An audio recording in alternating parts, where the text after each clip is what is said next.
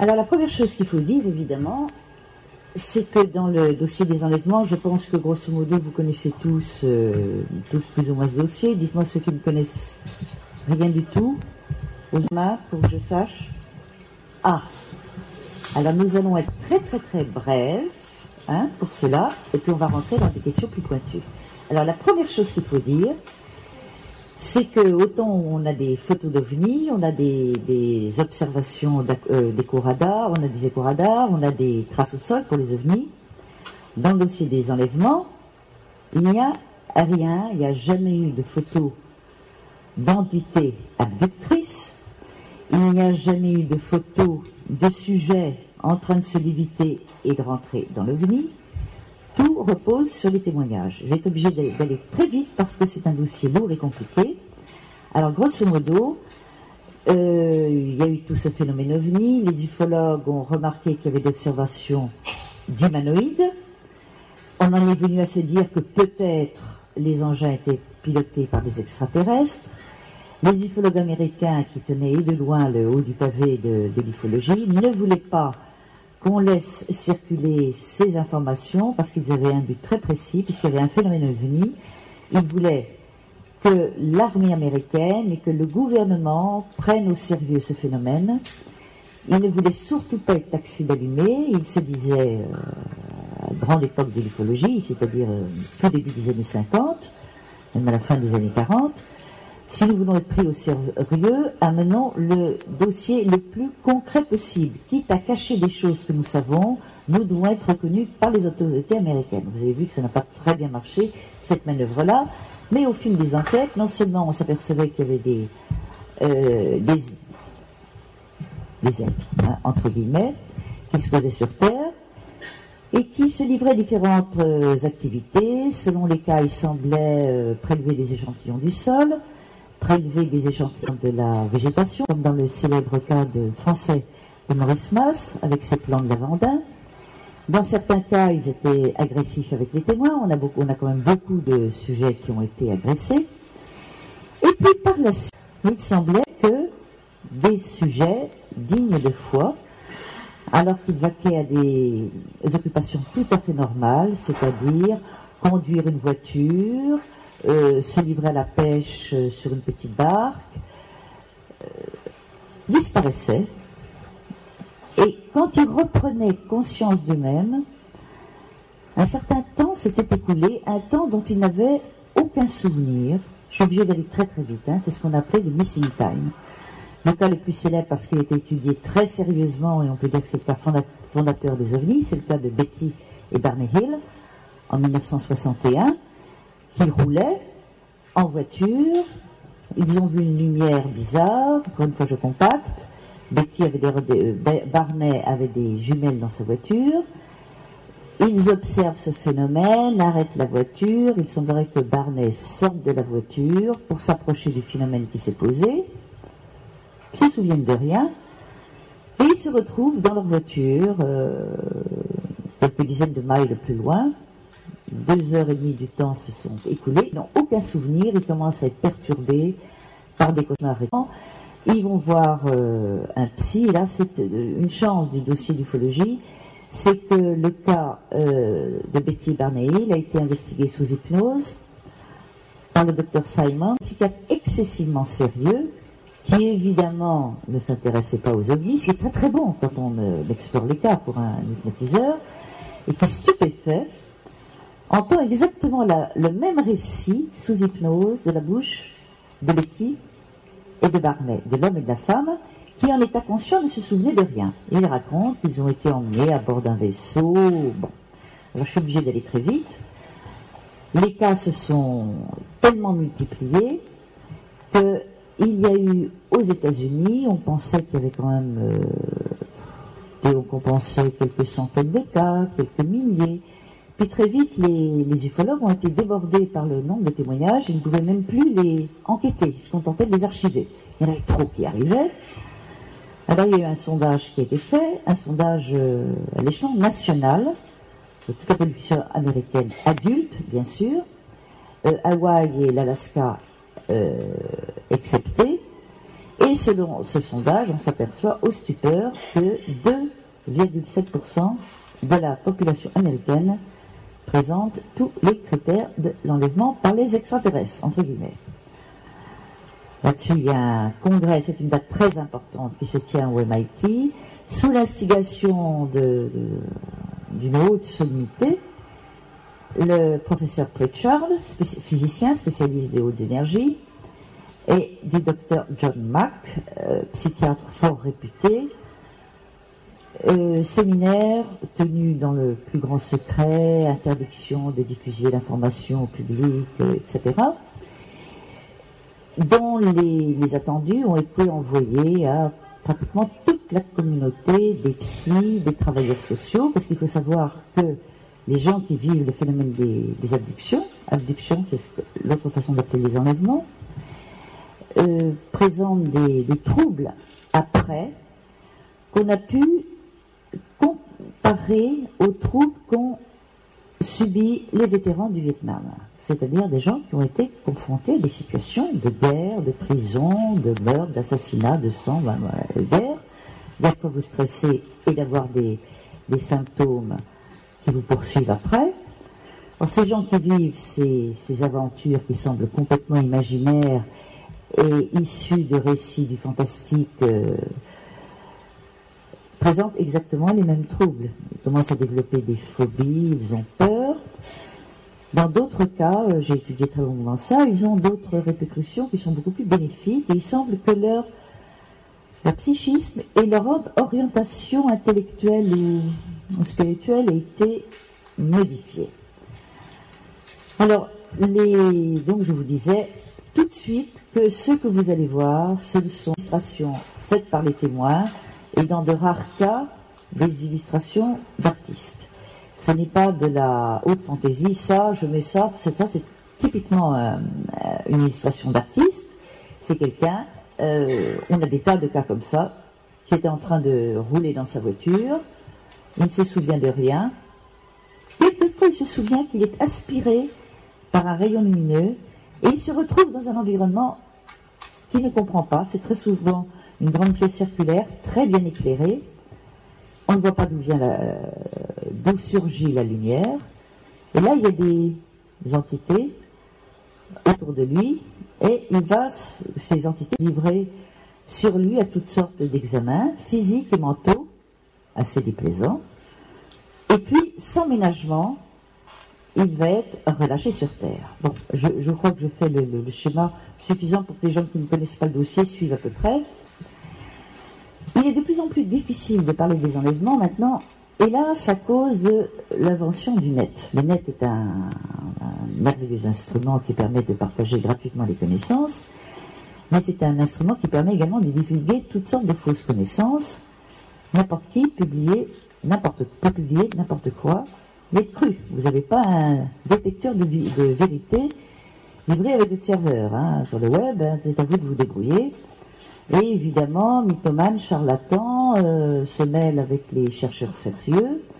Les travaux des chercheurs sérieux sont pillés par de joyeux amateurs qui les assaisonnent à leur sauce, en général pour faire de l'argent, pour faire des livres, pour tirer de la gloire. Enfin, tout ça, c'est quand même très difficile de s'y retrouver.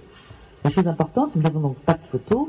Alors, ce que vous allez voir, nous allons faire défiler quelques têtes d'aliens. Moi, je préfère le mot alien parce que ça a à la fois la connotation de étranger à notre culture et un peu étrange, plus que extraterrestre, parce que les extraterrestres, on ne sait pas s'ils sont des extraterrestres.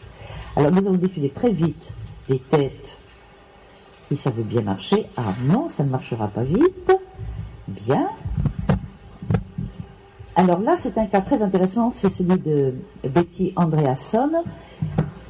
C'est une femme, en plus elle est douée pour le dessin. Très souvent, vous avez enlevé, ils n'ont aucun don et qui se découvrent des dons extraordinaires. Moi, dans mes dossiers, j'ai travaillé avec à peu près 500 abductés.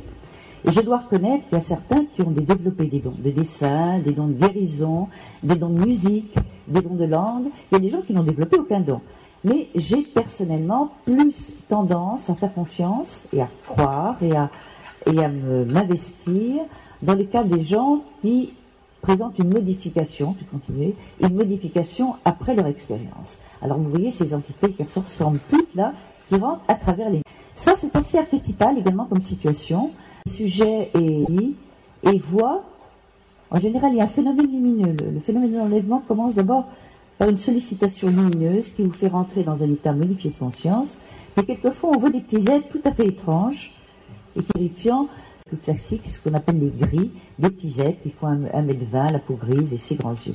Continuons, on va aller très vite pour rentrer après ça dans le vif du sujet.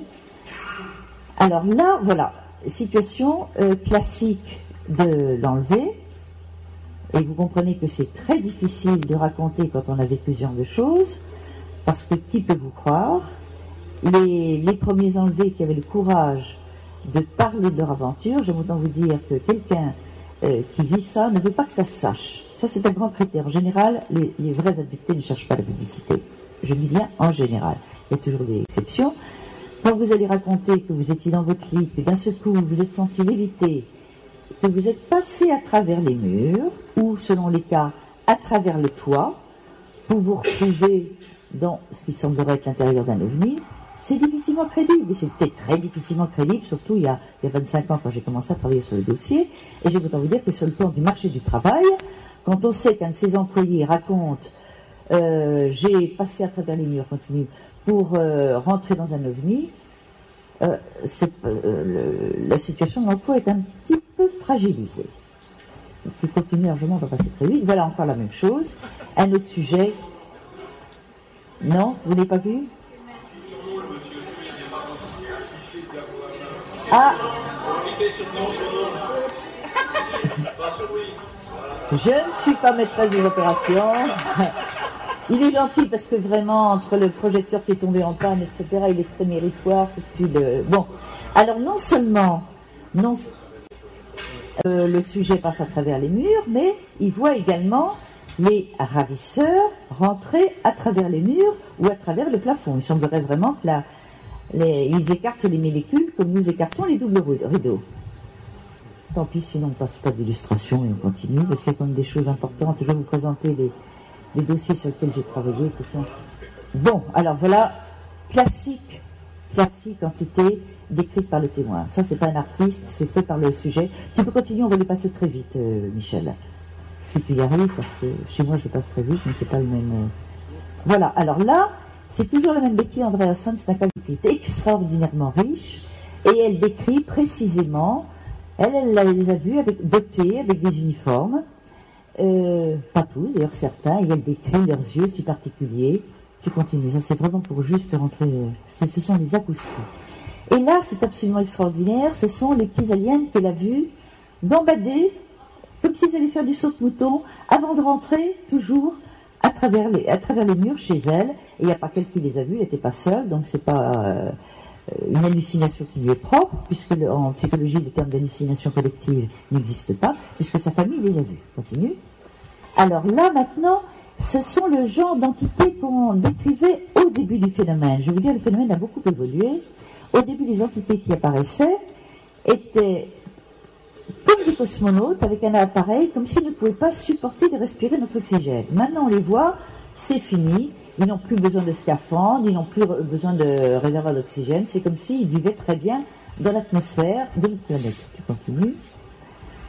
Ah, c'est très vilaine pour vous montrer, il n'y a pas toujours que le petit gris, parce qu'il y a vraiment toutes les formes d'abduction. Ça, c'est un cas brésilien, continue, où ils étaient particulièrement hideux, et on conçoit d'ailleurs que le sujet qui est confronté à ce genre d'être soit terrifié. Ça, c'est le même cas, mais il y avait également une femelle.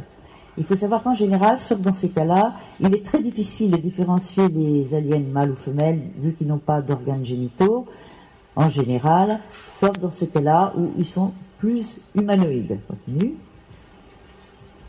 Ah, ça c'est un superbe cas.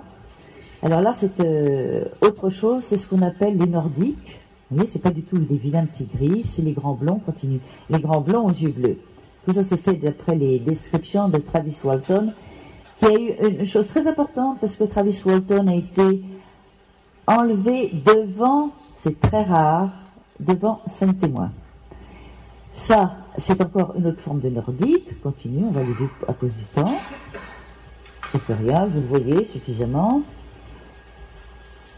Ah, ça c'est déjà un peu plus désagréable, et le cas que je vais vous développer longuement, qui est un des cas les plus extraordinaires sur lesquels j'ai travaillé, a été confronté à ce genre d'entité qu'on appelle selon les cas soit les aroïdes, soit les reptiliens. Continue. Pas du tout sympathiques comme... qui ont quelquefois, toujours d'après les descriptions. C'est ce qu'on appelle les mantes religieuses. Cela n'est pas terriblement mantes religieuses, donc comme ça a été fait par un témoin d'après ses souvenirs, le sujet dont je vais vous parler a été confronté à des sauterelles géantes de 3,50 m de haut. Alors là, voilà une forme beaucoup plus classique de reptiliens. Ce sont des gens ce sont des créatures dont le corps est comme couvert d'écailles. Ils sont particulièrement repoussants et souvent laissent, d'après les témoignages, une odeur très déplaisante après leur visite. Voilà encore une autre forme de reptilien, du genre de celle qui aurait enlevé le sujet dont je vais vous parler par la suite, mais elle, ce reptilien, avait la caractéristique d'être rose, répugnant, menaçant, avec des grandes griffes, et d'avoir laissé une odeur de terre pourrie mélangée de menthe, et qui est resté 3 jours dans la maison, qui reste 3 jours chaque fois qu'il se manifeste. Ça, c'est le cas très célèbre de l'enlèvement de Linda Cortillet, pour ceux qui connaissent le cas de Linda, qui est le grand cas de Bud Hopkins, pour lequel il y a eu 27 témoins différents, qui, sous les yeux de 2 gardes du corps d'un personnage politique très important, aurait été enlevé du balcon, enfin de son appartement, en chemise de nuit, la nuit. Il s'est senti passer à travers les murs aussi. Il s'est retrouvé dans l'OVNI, en chemise de nuit, suivi par des petits êtres, et il y a différentes personnes qui ont assisté à cet enlèvement. Tu continues. Enlèvement pour lequel Bud s'est donné un mal de chien, parce qu'il faut savoir que, contrairement à ce qu'on peut imaginer, les enquêtes sur les enlèvements sont très longues, très difficiles, parce que les sujets qui ont vécu quelque chose ne parlent pas facilement, et c'est la moindre des choses d'aller vérifier. Par exemple, pour ceux qui ont lu mon livre, je me suis longuement étendue sur le cas d'une physicienne qui s'appelle Sarah, une Canadienne. Elle me racontait des choses tellement extravagantes que j'ai essayé de vérifier, Sarah Swift étant son pseudonyme, hein, elle a le droit d'avoir la paix maximum. Par exemple, moi j'ai vu une jeune femme ravissante, assez costaude, et je la voyais déplacer des armoires à glace. Enfin, elle est plus petite que moi, nettement plus petite, elle m'arrive là. Et elle me disait toujours, mais avant mes enlèvements, je pouvais à peine porter mon cartable pour aller à l'école, tout le monde le savait. Évidemment, j'ai vérifié avec la famille, avec ses copines de classe, avec les photos. C'était un être frêle comme tout. Maintenant, elle a une musculature qui ne peut pas s'expliquer par le bodybuilding parce qu'elle a eu d'autres modifications beaucoup plus dérangeantes. Donc il ne faut jamais accepter ce qu'on vous dit parce qu'il y a des choses qu'on peut vérifier. Quand il y a toutes sortes de choses qu'on ne peut pas vérifier, il y a des choses qui se vérifient. Là, c'est également l'enlèvement de Travis Walton, celui qui a été enlevé devant ses copains, qui a quand même disparu 5 jours. Et il s'est retrouvé complètement déshydraté, comme ça arrive souvent, dans une station-service, à quelques kilomètres de sa maison, en état de choc. C'est par la suite que les souvenirs lui sont revenus. Mais lui, c'est un des rares cas, et c'est important, qui a essayé de résister. C'est-à-dire que lorsque les gens sont enlevés, ils sont dociles comme des moutons. Je vais prendre une comparaison volontairement odieuse. Exactement lorsque les Juifs se sont fait rappuyer par les nazis, on s'est aperçu de leur peau encore plus, mais qu'ils se laissaient faire comme des moutons. Travis Walton a essayé de prendre une barre de fer, il a essayé de lutter, mais évidemment ça ne sert à rien de lutter contre chez ces gens. Alors ça c'est un autre moment d'enlèvement où le sujet enlevé va être soumis à différents examens, soit de son cerveau, soit de son corps. Alors là, les témoignages sont quand même excessivement déplaisants parce que, selon les cas, on vous dit qu'on leur a prélevé des morceaux de chair, des morceaux de gencives, qu'on leur a introduit différents appareils dans différents organes, y compris les plus intimes, qu'on leur a introduit des seringues, généralement du coup de l'œil, dans l'œil ou dans le... seringue au bout de laquelle il y avait une sorte de petite boule, et quand les aliens retiraient la seringue, la petite boule avait disparu. C'est ce qu'on appelle maintenant les implants, chose très mystérieuse dont nous allons parler, mais je vais très vite. Nous continuons. Ah, voilà une autre séquence qui est un petit peu plus récente dans la thématique OVNI. Lorsque les enlevés se retrouvent à l'intérieur du vaisseau, ils subissent, d'après leur dire, des expériences à caractère nettement médico-sexuel. On s'intéresse surtout en priorité à leur système génital. On s'intéresse beaucoup à leur cerveau aussi. On n'a jamais un cas d'examen du cœur, ce qui est très curieux. Et alors, à l'intérieur du vaisseau, il y a des bocaux remplis de liquide dans lesquels flottent des petits bébés, comme des fœtus. Dans d'autres cas, ces fœtus semblent développés, parce qu'on voit ce qu'on appelle maintenant dans la nouvelle thématique des enlèvements des hybrides, des êtres un petit peu loupés, qui tiennent à la fois de l'humain et de l'alien. Ils ont des grosses têtes, les cheveux très rares, ils ne parlent pas, ils sont muets, et les enlevés sont obligés de les tenir dans leurs bras comme si c'était leurs propres enfants. Et là, il y a des scènes déchirantes parce qu'il y a des femmes qui sont persuadées que ce sont leurs enfants, qu'on leur a volé leur enfant, que l'enfant est dans le vaisseau, et quand elles tiennent cet enfant, elles disent tout, il a toute la connaissance du monde. Nous continuons. Alors voilà, j'ai pas voulu, ça c'est un cas encore dessiné par Betty Andreasson, ça ne fait rien. Et là, ce sont les marques qui semblent correspondre aux examens. Alors il faut être très prudent avec les... Alors quelquefois, c'est comme des marques très, très violentes et très lâches, mais la plupart du temps, continue, ce sont comme des dépressions dans la chair, comme si on avait creusé la chair avec une petite cuillère. Ça c'est encore une grosse marque. Oui, continue. Oui, passez à la suivante. Et on va s'arrêter pour les marques, je crois. Voilà ce qu'on appelle les scoop marks, terme inventé par Bud Hopkins. C'est les scoop marks comme les cuillères à glace, vous savez, avec lesquelles on fait les glaces pour les enfants. Vous voyez, la chair est bien creusée, c'est rond, continue. Et ça va être la dernière, et là on va faire une pause, et je vais rentrer maintenant, ça c'était les Zakowski, et tu vas poser un peu. Voilà, un autre exemple de scoop mark. Bon. Alors, il faut savoir que le premier qui travaillait de façon très, très intéressante sur le sujet, c'est le docteur Bollard, qui est un folkloriste et qui a eu le courage, pour un universitaire, d'étudier 300 cas d'enlèvement, à peu près 300 cas, et il a déduit un schéma type sur lequel toute l'ufologie a fonctionné. Il a découpé l'enlèvement de cet épisode. Alors, on va rentrer dans une chose un peu plus polémique. Alors, très rapidement, l'enlèvement se passe de la façon suivante. D'abord, il y a la capture. Ensuite, il y a l'examen médical, avec des manipulations mentales et physiques. Mentales, c'est très souvent, on examine le cerveau. On fait assister aux témoins à des scènes hallucinantes et très traumatisantes, généralement destructrices.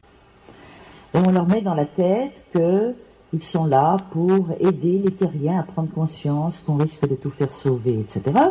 Continue. Ah non, c'est moi qui continue, pardon. Ensuite, il y a ce qu'on appelle la conférence, c'est-à-dire les Anglais sont invités par le capitaine de vaisseau à visiter le vaisseau, et il leur explique, voilà, et il leur montre surtout la salle du bain. Ensuite, ils font un voyage spatial. La 6e étape est une étape la plus... Betty Andreasson, il n'y a pas beaucoup de captéophanie, c'est-à-dire que pendant le moment où les gens sont dans l'OVNI, ils voient un être, ils ont comme un contact avec une divinité, et ça se semble se passer, un contact direct, divin, à l'insu des ravisseurs. C'est tout à fait spécial, mais ça c'est assez rare. Ensuite, il y a le retour sur Terre, qui est très souvent très brutal. Et enfin, le dernier épisode, ce sont les répercussions, c'est-à-dire tout ce que le sujet, comme changement, il y a de tout. La plus souvent, ce sont des phobies, peur du noir, peur des salles d'hôpital, peur des médecins, peur des escaliers, peur des ascenseurs, et toutes sortes de peurs, peur du noir. En général, les abductés ne peuvent pas dormir dans le noir, ils laissent une petite lumière allumée. Une peur qui se trahit par des comportements qu'il faut quand même prendre en compte quand on sait que ces gens ne les présentaient pas avant.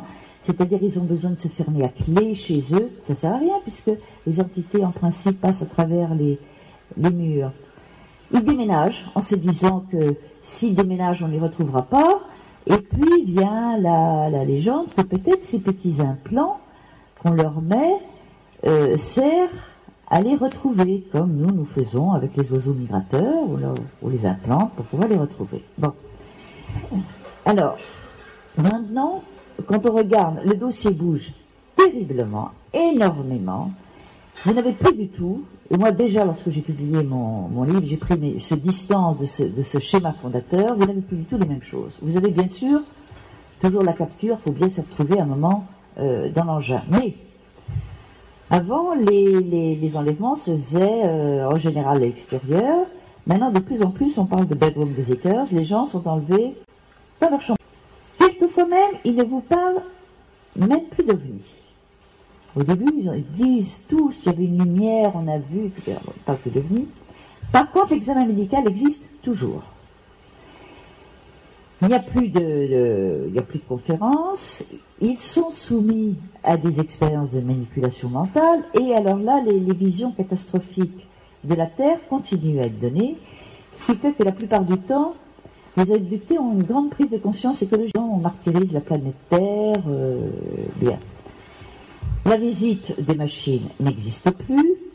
Le voyage spatial, qui faisait le régal des gens que j'aimais tant, des grands contactés des années 50, est réduite à sa portion congrue. Il y a très peu, il y a quelquefois des cas, mais vous savez, à partir du moment où les informations circulent, même les gens de bonne volonté et de bonne foi piquent des informations et se disent, mais moi aussi j'ai peut-être vécu ça, et c'est tout le travail des mauvais hypnotiseurs. Et là, la France, on est vraiment en dessous de tout, parce que je vois trop d'abductés venir me voir et me raconter les choses hallucinantes, les questionnaires abracadabrants qu'ils subissent par des gens qui ne savent pas. On ne questionne pas un enlevé comme on questionne un sujet normal. Bon, il faut faire très attention, pas seulement sous hypnose, mais dans l'entretien préalable, à ne pas déjà le mettre sur des fausses pistes. Tant pis s'il va mettre un temps fou à accoucher de son histoire.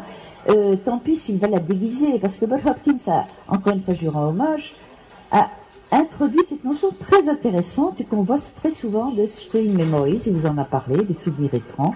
On croit se souvenir de quelque chose et quand on creuse, par exemple, des sujets qui vous décrivent un accident d'automobile dans lequel ils sont pris, on vérifie, il n'y a pas eu d'accident. Vous voyez, l'enquête policière est importante.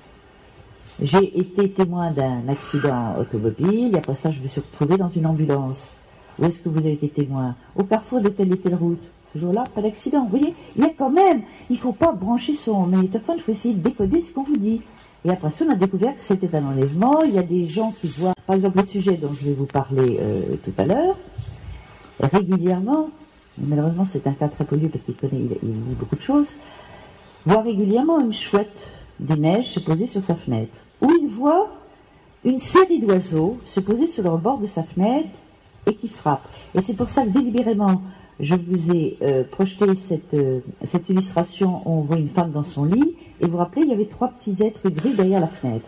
Puis ça se passe de la même façon, il voit les oiseaux frapper, lui, vous allez voir, c'est un cas très étonnant, et il les voit devant lui se transformer en alien. Bon, le sujet a beaucoup évolué, mais il ne faut pas croire, parce que ça semble du merveilleux, de l'impossible et de la science-fiction, que ce sont des gens débiles et naïfs qui vous racontent ça. Beaucoup d'entre vous m'ont demandé de parler un peu plus du docteur Kary Mullis, alors je vais le développer ici. J'aime bien citer à la charge cet extraordinaire témoin du dossier OVNI, du dossier enlèvement, parce que c'est prix Nobel. Kary Mullis est un esprit brillantissime qu'on qualifie le plus excentrique des prix Nobel. Il est son prix Nobel de chimie pour une invention qui a changé, on peut dire, vraiment tous les travaux sur la génétique actuelle et toutes les investigations policières, puisqu'il a inventé cette technique qu'on appelle le PCR, c'est-à-dire la réaction de polymérisation en chaîne, c'est-à-dire qu'il peut, maintenant, c'est grâce à lui qu'on peut dupliquer des séquences d'ADN. Quand vous avez un meurtre et que la victime a essayé de se débattre et que là, sous ses ongles, des petites rainures minuscules de peau, Eh bien, c'est grâce à Karim Mullis qu'on arrive à retrouver l'ADN. D'ailleurs, Karim Mullis a été à l'origine de ce qui a mal tourné pour la vérité, mais du procès d'O.J. Simpson. Bien. Alors, Karim Mullis, son histoire est extraordinaire. Il a une maison où il aime beaucoup se retirer dans les bois en Californie. Et donc, il arrive de nuit. Et il fait comme tout bon Américain, puisque c'est un chalet dans les bois, au milieu de la nature, il va faire son shopping dans le supermarché, et il pose toutes ses provisions sur le seuil de la maison, et il va dans un petit chalet où je rêve d'aller, je dis vraiment mon rêve le plus fou, c'est d'aller dans les toilettes de Karim Mullis, qui est à même pas une cinquantaine de mètres de sa maison, et là il voit un raton lumineux. Lui, en bon scientifique, il se dit, un raton laveur, ça doit être un hologramme. Et puis le raton laveur lui dit « Hello ». Et Karim répond « Hello ». Et là, il faut quand même être courageux de publier. Là, je vais prendre un papier parce que je ne veux pas déformer ses papiers, ses propos. Il perd un peu conscience et il se retrouve à une trentaine de kilomètres de chez lui. Il n'a plus la torche qu'il avait pour arriver à son petit chalet. Il ne comprend pas comment il est là. Il garde ça dans sa tête, évidemment, il n'en parle à personne. Au cours de l'année suivante, sa fille Louise, « Papa, est-ce que tu me prêtes ta maison? Je prépare un examen. » Très bien. Et Louise arrive. Et évidemment, arrivant après une longue route, elle veut aller dans le petit chalet des Anses de Karim Mullis. Et sur le chemin, qu'est-ce qu'il y a? Un raton laveur lumineux. Elle perd conscience et elle se retrouve, et ça c'est extraordinaire quand même, elle se retrouve exactement au même endroit, de la même route, là où s'est retrouvé son père. Elle appelle son père pour lui dire qu'elle fait venir le shérif, elle ne comprend rien. Et son père lui dit, surtout tais-toi, j'arrive. Il fait jurer à sa fille de ne rien dire. Et là, il lui lâche le morceau. Alors ça fait quand même 2 endroits. Bon, les années passent. Karim Mullis, son prix Nobel, on sait qu'on a toujours un prix Nobel bien après la découverte qu'on a faite. Et il donne une petite fête dans sa maison. Et un de ses invités, belle tête universitaire aussi, d'aller soulager ça dans le... Mais il se dirige vers le chalet des Anses, et là il voit non pas un raton laveur, mais il voit un être lumineux très petit. Et il est pris d'une panique incoercible, et avant quoi que ce soit, il saute dans sa voiture en emmenant un de ses amis en disant « Mais cette maison est folle, partons à toute vitesse », il rentre à son hôtel. Il s'enferme dans sa chambre d'hôtel, comme bon Américain, il se plante devant sa télévision, et il se retrouve sur le parking de son hôtel, alors que normalement il était couché dans son lit, en tenue de nuit, il est habillé sur le parking de l'hôtel, pour autant qu'il sache, il n'était pas somnambule, persuadé qu'il est retourné chez Karim Mullis. Ça lui semble tellement bizarre que le lendemain, il se rend chez Karim Mullis, craque le morceau, et Karim Mullis a eu le courage extraordinaire, c'est quand même du courage pour un prix Nobel, de publier un petit bouquin qui évidemment qui est excessivement difficile à trouver, qui s'appelle Dancing Naked in the Mind of Fire, c'est-à-dire dans son nu dans les champs de l'esprit. Il raconte comment est-ce qu'il a eu une illumination pour trouver sa découverte en chimie, et il a le courage de raconter son aventure dans les plus grands détails. Et alors je vous dis ça, c'est pour ça que j'ai un papier, je ne veux pas le truquer, et il dit ceci: je ne pourrais pas publier un papier scientifique à ce sujet, car je ne peux faire aucune expérience, paraître de raton laveur luminescent. Je ne peux demander à aucun établissement scientifique de m'en procurer pour les étudier. Je suis incapable de reproduire la façon de suis perdu pendant plusieurs heures. Mais je ne nie pas ce qui est arrivé. La science qualifie d'anecdotique de tels événements parce que cela arrive seulement d'une façon qu'on ne peut reproduire. Mais c'est arrivé. je pense que quand un monsieur qui est prix Nobel a le courage de faire cette déclaration-là, on peut lui tirer son chapeau et prendre bonne note. Et il faut savoir que bien sûr, il a parlé avec son ami physicien de ce genre d'aventure. Et ce physicien, une théorie que je trouve très intéressante, et ça va déplaire à beaucoup de gens ici, il dit qu'il croit tout à fait à une possibilité de physique multidimensionnelle au niveau macroscopique. Et voilà exactement ce qu'il écrit. Dans ce cadre, n'importe quoi peut arriver, et la vitesse de la lumière ne représente pas une barrière empêchant l'interaction avec d'autres cultures, auquel cas le fait d'enlever des gens, de les soumettre à d'autres expériences, ne serait que de l'anthropologie, à un niveau qui pour l'instant nous dépasse. Bien. Lui, Melis n'est pas de cet avis. Lui, pour Melis, il dit qu'il est hautement improbable, et ça me semble quand même frapper du sceau du bon sens, qu'une civilisation étrangère à la nôtre ait besoin de notre ADN, parce qu'il semblerait que tous les enlèvements aient pour but de prélever de l'ADN, de créer des hybrides qui, selon le dire de certains abductés, selon le credo de certains abductologues, seraient destinés à nous remplacer. Lui dit non, ils n'ont pas besoin de nous, parce qu'une civilisation qui est capable de faire un tel voyage, ça rend totalement exclu l'hypothèse soutenue par des gens comme le docteur Jacobs, qui est pour des enlèvements purs et durs, des hybridations, ils sont méchants, ils veulent menacer la Terre, nous en expulser, etc. Pour Melis, une civilisation qui est capable de venir nous voir et de s'affranchir de la barrière espace-temps, elle pourrait, mais tout aussi facilement, maîtriser les problèmes de la biochimie et n'aurait pas besoin de, au coup par coup, enlever des gens pour prélever des petits morceaux d'ADN, etc. Évidemment, ça c'est le grand écueil du dossier de ceux qui disent on est enlevé pour nous analyser, prendre notre ADN et créer.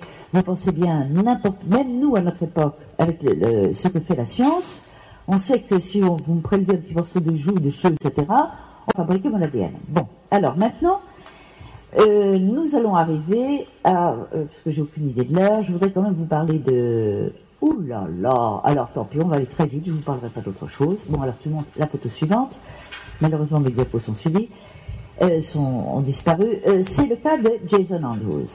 Jason Andrews, c'est sans doute un des cas les plus intéressants qui m'était donné d'étudier, à ceci près que je vais évidemment émettre quelques bémols. Alors, Jason, c'est un enfant très particulier qui naît, et ça son importance, dans un milieu familial un peu bousculé, dans la mesure où ses parents ont toujours eu de grands problèmes d'argent, de chômage, d'être plus ou moins expulsés de leur domicile. Il y a déjà tout un contexte lourd. Jason, il est né en 83, et tout de suite, tout est très bizarre autour de ce gamin. D'abord, il a une naissance difficile.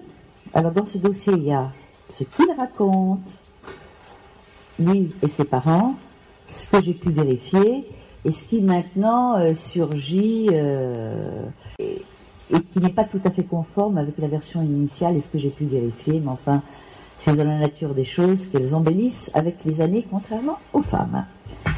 Alors, Jason, donc, né en 83, et pour ses 4 ans, ses parents donnent une partie chez lui. Tout ça, ça se passe très bien. Les petits invités s'en vont, et Jason s'endort sur le divan. Et puis, il y a des violents coups de tonnerre, des coups à la porte, qui réveillent son frère aîné, Daniel, qui a 4 ans de plus. Et Jason se lève comme un automate, et là, on voit vraiment qu'il n'est pas dans un état normal. Et debout, les yeux fermés, il se met, alors qu'il n'a que 4 ans quand même, à débiter des suites de chiffres, de nombres, de formules algébriques, en utilisant une terminologie dont même son frère, qui avait 4 ans de plus, n'avait jamais entendu parler, et des vecteurs, et bon. Ça dure à peu près 10 minutes, c'est très très long, les parents sont complètement terrifiés, secouent l'enfant, qui continue à cracher ses chiffres, et puis d'un seul coup, l'orage s'arrête, les coups s'arrêtent, mais les coups avaient été tellement violents, j'ai oublié de vous dire, c'est important, que le père lui a appelé la police. Alors il faut savoir que très souvent, les parents m'ont dit, nous avons appelé la police, et après vérification, ils ne l'ont pas appelé. Et quand je leur demande, enfin, vous dites que vous appelez la police, vous n'appelez pas la police, pourquoi? Ah, je ne peux pas appeler la police parce que ce serait encore pire si on leur disait. Bon, alors, parce que là, il faut appeler la police. Je suis désolé, vous appelez. Il y a des dépôts, il y a des mains courantes, il y a des choses, on peut vérifier. C'est un petit détail. Alors, voilà Jason. Alors, Jason, il faut savoir que sa mère, vous la voyez pas très bien là, Anne, qui est une femme exquise, mais elle fait à peu près 1m80 tour de taille, et son père Paul, c'est la même chose. Donc, ce sont obèses, mais c'est une famille très... très longtemps, Jason a été un bouton ambulant, il en avait partout, le pauvre chou. Un enfant très difficile, et qui était détesté en classe. Il n'avait pas d'amis, il était violent, agressif, très mauvais, même si maintenant on tente de le faire passer pour un saint. Ses camarades gardent le plus mauvais souvenir de lui, mais cet enfant était quand même bizarre, il avait très peur, il ne voulait jamais dormir. Il ne voulait jamais dormir seul, il exigeait toujours de dormir complètement scotché à sa mère en permanence. Et d'ailleurs, il y a un phénomène entre les deux qui est très fort, parce que vous posez une question à Jason, c'est la mère qui répond. Elle est quand même très protectrice, alors qu'elle se dit complètement protégée par Jason, qui est quand même le grand chef et l'instructeur de tout. Vous allez voir, il va diriger le monde, il est là pour apprendre aux hybrides à vivre. Il fait du voyage, je vais très très vite, hein. Il fait du voyage astral, il se déplace absolument partout. Il m'a assuré qu'il avait vu le 11 septembre en France et qu'il s'était rendu sur les lieux pour soigner les gens. Et il est absolument partout, il suffit de concentrer sa pensée, parce que Jason a appris qu'il était un alien. Il ne savait pas au début. Moi, au début, lorsque je l'ai rencontré, il était totalement traumatisé par ce qu'il vivait. Moi, je reconnais que j'ai aussi des gens dans la salle qui sont au courant, parce que je les tenais au courant de mes aventures.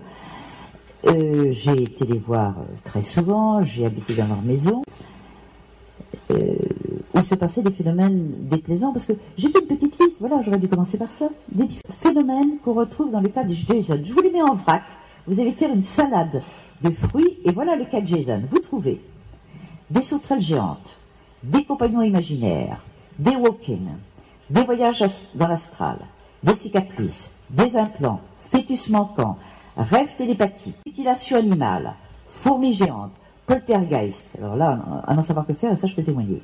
Aliens sous toutes les formes, puisqu'il y a des reptiliens, il y a des entités léonines, dont j'avais jamais entendu parler, qui viennent de civilisations qui ont 65 millions d'années. Il y a des enfants indigos, il y a des bébés volés par les extraterrestres, il y a des hélicoptères noirs qui survolent la maison. Bon, vous voyez que c'est un pot pourri de phénomènes, mais quand vous allez dans la bibliothèque de la mère, vous voyez ce qu'elle a lu. Il est très difficile de savoir ce que quelqu'un lit quand il va sur Internet, à moins de fouiller, de faire une investigation policière, ce que je ne ferai jamais. Mais moi qui ai une énorme bibliothèque anglo-saxonne, c'est très facile pour moi de repérer les titres. Et au fur et à mesure de mes visites chez la famille Andrews, je voyais les récits s'enrichir au fur et à mesure que la bibliothèque s'enrichissait. Et je précise que ce sont des gens qui sont de bonne foi, mais ils incorporent, ce qui n'empêche pas qu'il y ait des phénomènes tout à fait réels. Donc évidemment, que la mère a lu Sitchin. Alors maintenant, on voit les Anunnaki et toute la mythologie sumérienne arriver. Donc tout est incorporé et Jason recycle tout ça. Alors il faut quand même que je vous donne des éléments positifs. Surtout moi, par exemple, des phénomènes auxquels j'ai assisté. Dans le petit livre qu'elle a fait paraître, Andrews me rend un hommage, donc je suis très touchée. Bon. La première fois que je vais chez eux, à l'époque, Jason était vraiment terrifié. Il arrivait de sales aventures. Il était soi-disant enlevé toutes les nuits. Moi, il se trouve qu'on me fait dormir dans la chambre à côté de la sienne. La maison ne sent pas très bon parce qu'il y a énormément de chats avec une odeur bien. Moi, j'aime pas beaucoup l'odeur de chat personnellement. J'avais une pile de livres, je suis insomniaque, je rentre dans ma chambre en me disant je vais lire. Et sur le coup de à peu près 3 heures du matin, j'entends des hurlements de loups. Les Jason vivent avec toute une... Les Andros vivent avec toute une ménagerie. Là, c'est pas leur pseudonyme, hein, c'est leur vrai nom. Toute une ménagerie de chevaux, d'ânes, de chiens et de chats. Et les chiens, c'est pas n'importe quoi, c'est des bergers de Pyrénées. Je sais pas si vous voyez ce que c'est. Ce sont des bêtes énormes. Et par la fenêtre, je vois les bergers des Pyrénées comme des chiens de cirque, faisant le beau, très très droit. Et j'attends. Moi, je ne vois rien. Je n'ai pas vu d'ovni, je n'ai pas vu de lumière, je n'ai rien vu. Mais ma chambre devient d'une chaleur intolérable. On est au mois de juin. Je touche le mur de ma chambre, il est brûlant. Je me dis, ils sont vraiment toqués, ils ont dû laisser le chauffage au maximum, et à cette température-là, la chaudière va éclater, et je sors de ma chambre, je me trouve sur un palier, je tape les murs pour savoir s'il y a des canalisations d'eau. Moi, mon radiateur était froid, mais je me dis, il y a peut-être des canalisations qui sont ouvertes et le chauffage circule. Alors, tout ce que je peux dire, je ne suis pas rentré dans la chambre de Jason, je ne suis pas complètement piqué. Cette maison qui était très chaude, le mur de l'extérieur de la chambre de Jason était vraiment très froid. Quand je dis froid, il était très froid. C'est tout ce que je peux dire. Le lendemain matin, au petit déjeuner, Jason me dit « Ah, j'étais encore enlevé, etc. » Moi, je le prends à la blague. J'ai eu du mal à poser et à parler avec lui parce qu'il est très, très hard. Et il me raconte que, bon, comme d'habitude, il est enlevé, que moi je fais confiance, ça n'intéresse personne, ça ne regarde que lui. Et je lui demande, mais pourquoi est-ce que le mur de ta chambre était froid? Qu'est-ce que tu fais dans ta chambre? Et sa mère répond, tout à fait naturellement, chaque fois que Jason est enlevé, le mur de sa chambre devient très froid. Vous êtes rentré à l'intérieur, jamais, mais c'est comme ça. Bon. Je demande à Jason, est-ce que j'ai envie de prendre une photo de toi? Elle me dit non, tu n'as pas le droit. Il est en principe, en permanence, gardé. Les extraterrestres interdisaient que je prenne une photo. Je lui dis, écoute, bien gentil, mon petit Jason, hein, il avait un mouflet. Je prends mon appareil de photo, et mon appareil de photo se bloque. Ça, Alan Andrews raconte dans son livre, c'est vrai. C'est complètement vrai. Je regarde, c'était avant le... J'ai l'habitude, j'ai pris des photos dans le monde entier, j'ai jamais eu de problème, je regarde mon appareil, et je veux prendre une photo, pas sur Jason, et je prends Madame Andrews. L'appareil marche très bien. Donc je redirige ma caméra vers Jason, encore une fois, l'appareil se bloque. J'ai dit, écoute Jason, sois sympathique, je t'ai écouté pendant des heures, ça fait 8 jours que je suis avec toi, j'ai envie d'une photo, je leur demande. Tu peux en prendre une. Et moi, évidemment, j'ai réagi un peu bêtement. Tout le monde a le droit d'être bête au moins une fois dans sa vie. C'est-à-dire, je prends mon appareil et sans faire bien une mise au point, je prends tout de suite une photo de Jason. Ça marche parfaitement, je me dis, ça y est, mon appareil remarche. Je vais prendre une photo. Ces jours-là, je n'ai pas pu prendre d'autres photos. J'ai pu prendre des photos de la mère, du frère, etc. Bon, ça c'est un phénomène, je dois à l'honnêteté de le dire. Bon, les phénomènes de poltergeist qui affectent leur maison, c'est classique, c'est les radios qui se mettent en marche toutes seules, même quand elles ne sont pas branchées sur le courant des radios qui ne sont pas transistors, c'est la télévision, il y a toutes sortes de choses. Il y a un autre portrait de Jason, je crois. Ah non, c'est là. Il est avec une chercheuse italienne. Bon. Alors maintenant, le phénomène est complètement différent. Jason n'a plus peur de ces enlèvements, parce que Jason est devenu totalement ami avec les aliens. Il a découvert que lui-même, il était alien. La famille a commencé à tout comprendre, et c'est là où ça s'est un petit peu gâté, parce qu'ils assistent à une émission de télévision sur les régressions sous hypnose. Un sujet racontait qu'il faisait un trajet en voiture, qu'il faisait normalement en 30 minutes, qu'il avait fait en 3h40, et qui ne comprenait pas pourquoi, et que comme d'habitude, l'hypnotiseur devait révéler tout ce qui se passait. Le sujet n'était pas très connu à l'époque. Et Jason se met en colère et veut casser la télévision en disant « Cet homme-là est un crétin, il a la chance de ne pas se souvenir. Moi, je me souviens, c'est horrible, ils veulent m'enlever. » Il piquait tout le temps des crises de rage et de désespoir. Enfin, ça, un enfant, il faut savoir pourquoi il fait ça, mais enfin, ça, c'est quand même réel, c'était attesté par différentes personnes. Ils sont là, ils veulent m'enlever. Puis, au fur et à mesure, il vivait des choses très étranges. Par exemple, devant témoin. Parce qu'il y a trop de choses qui sont non devant témoin dont je ne parlerai pas. Jason est très beau cavalier, il a un très bon rapport avec les animaux en général, et les chevaux en particulier. Et Jason monte son cheval, et il fait une chute effroyable.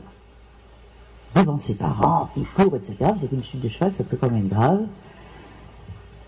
Il se relève indemne, et explique le plus sérieusement du monde, je prête mon corps aux aliens, pour qu'ils savent ce que je sens.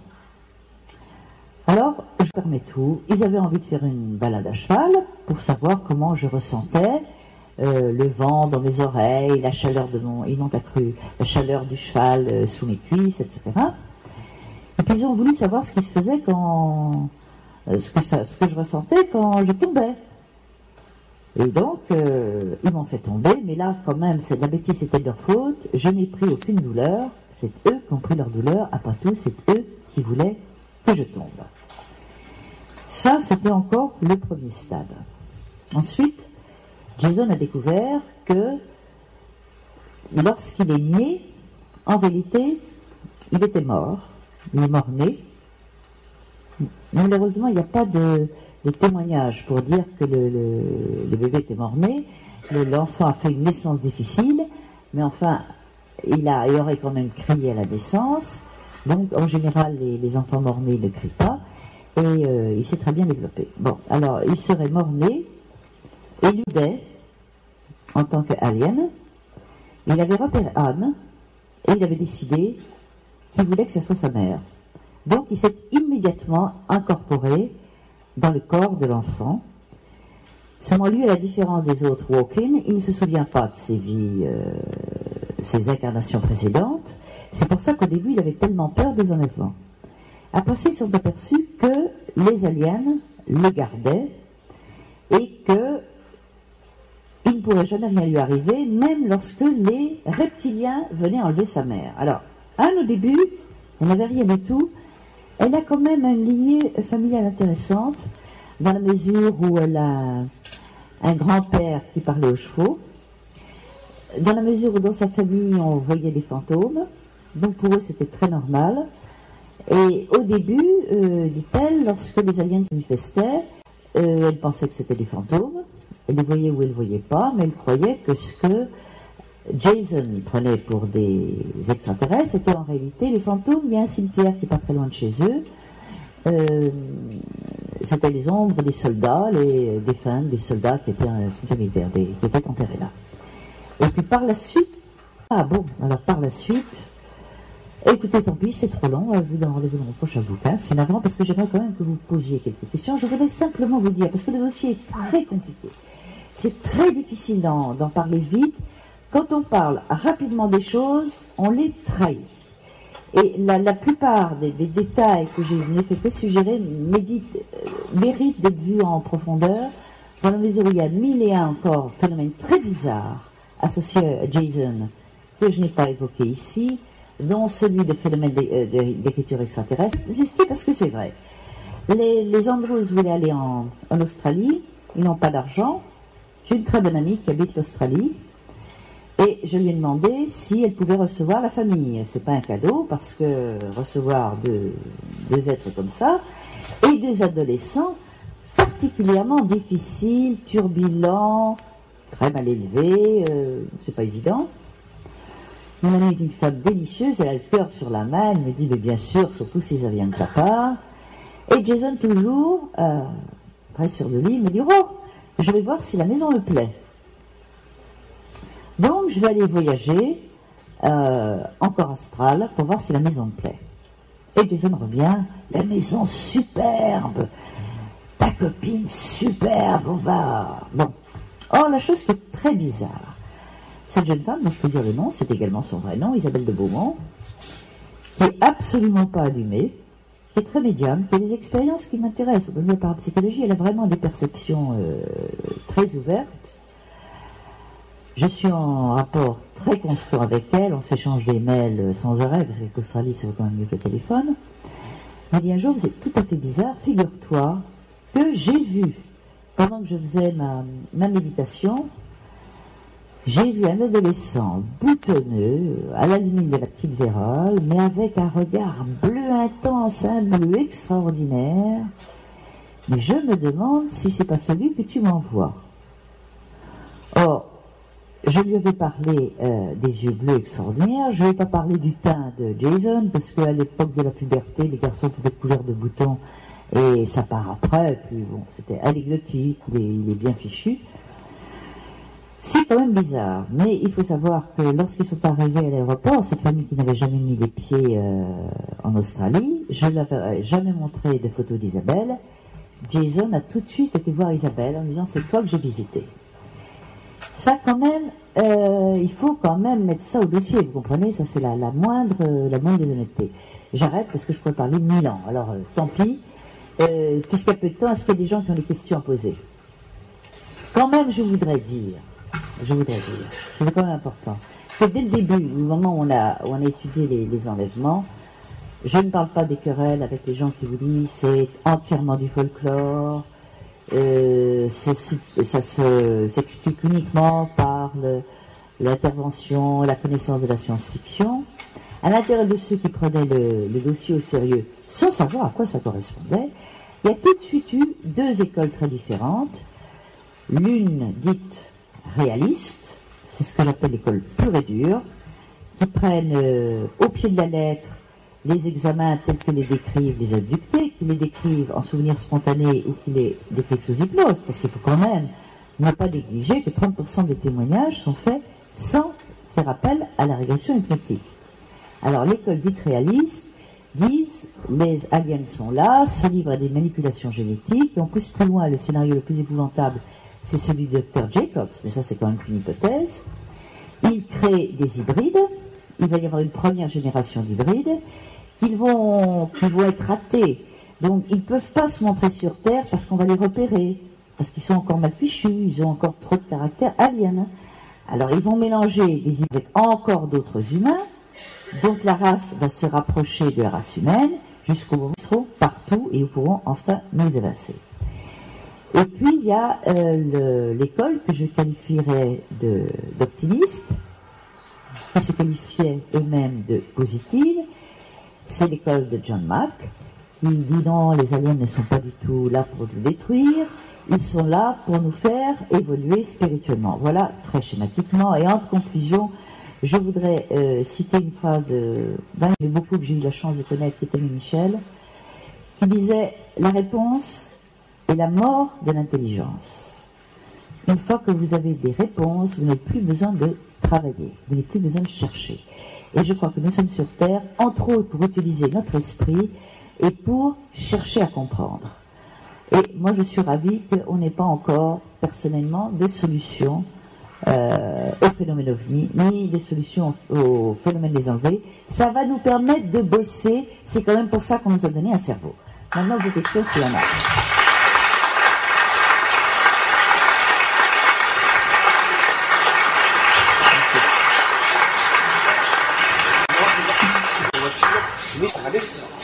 Alors en France, c'est pas très brillant. En France, on est un petit peu livré à l'amateurisme, des gens qui prennent de position sur le net en se disant j'organise des support groups. Il n'y en a pas en France, c'est pas vrai. C'est très difficile de travailler avec des hypnotiseurs qui travaillent proprement. Moi, j'ai de la chance de travailler avec quelqu'un qui a travaillé pour la police et qui a fait un travail sérieux. Il est absolument exclu qu'un hypnotiseur qui ne connaisse pas le phénomène des abductions commence à travailler parce qu'il travaillera mal. Il est complètement exclu qu'un ufologue qui connaît très bien le dossier des enlèvements, mais qui ne connaisse pas proprement les techniques de l'hypnose, fasse ce travail-là. Donc il faut trouver les deux. Et enfin, il faut tomber sur quelqu'un de suffisamment honnête, ne pas induire le sujet avec des questions, n'est-ce pas, directrices, et ne pas être à l'attente d'un beau scénario qui ferait une bonne histoire à publier. Et malheureusement en France, c'est un peu ce qui se passe. Tous les habitués que je connais, qui ont vécu des choses intéressantes, reviennent navrés en disant mais j'ai des gogos autour de moi qui me posent n'importe quoi comme question, d'abord ils n'aident pas, ils n'ont pas de réponse, ben ça on n'a pas de réponse à leur donner. Mais quand les gens sont en cas de détresse, on peut les aider à vivre bien. Il ne faut pas que tout le monde passe par l'hypnose. Quand vous vivez bien votre aventure, un certain nombre d'entre vous ont entendu le couple que j'ai interviewé sur Radio ici maintenant la semaine dernière, enfin il y a quelques jours, qui a vu carrément 24 heures disparaître de l'emploi du temps. Ce ne sont pas des allumés, ce ne sont pas des mythomanes, ce sont des chercheurs sérieux. On a des preuves qu'ils ont vraiment totalement disparu, que 24 heures ont disparu de leur emploi du temps. Mais ils sont bien dans leur peau, ils le vivent bien, ils ne sont pas traumatisés. Pourquoi leur faire explorer quelque chose que peut-être leur conscience supportera mal? Alors en France, je ne peux pas vous dire que ça va bien. Hein. Il y a des gens qui s'intéressent au dossier, mais les abductés, je peux vous dire vraiment, il n'y a personne. Une autre question? Oui, et puis au Santa, oui. Alors il y a eu un cas qui a été publié, si j'ai bonne mémoire, dans Lumière dans la nuit, où on fait état de 6 ans chez les extraterrestres. Je suis désolée, personnellement, je l'ai dit à Joël Ménard, je ne comprends pas pourquoi est-ce qu'il a publié ce texte, on n'a aucune preuve de quoi que ce soit. C'est soi-disant un manuscrit, on n'a pas examiné le manuscrit, il n'y a que la première page. Non, mais il y a des gens qui ont disparu plusieurs jours, oui, pas beaucoup. Vous avez disparu 3 ou 4 ans, mais c'est passionnant. 4 ans vide, oui, mais on peut peut-être en parler. Why not? Mais vous comprenez, quand les gens vraiment disparaissent, là il y a un cas sur lequel je travaille, c'est intéressant, une personne qui est disparue 13 jours aux États-Unis. Ce qui est très intéressant, c'est que cette personne est partie sans rien de chez elle, sans clé, sans portefeuille, sans carte de crédit. Bien vu, il y a quelque chose hein, dans la grande Amérique, tout se monnaie. Elle revient, on la retrouve tout à fait ailleurs. Il s'est passé quelque chose dans la vie de cette femme. Bon. Moi, je ne connais pas de cas de gens qui ont disparu plusieurs années, mais je ne peux pas tout connaître. Je reconnais humblement que je n'en connais pas. C'est tout. Je vous remercie et désolé pour les problèmes techniques, mais ça fait partie du charme de l'opération.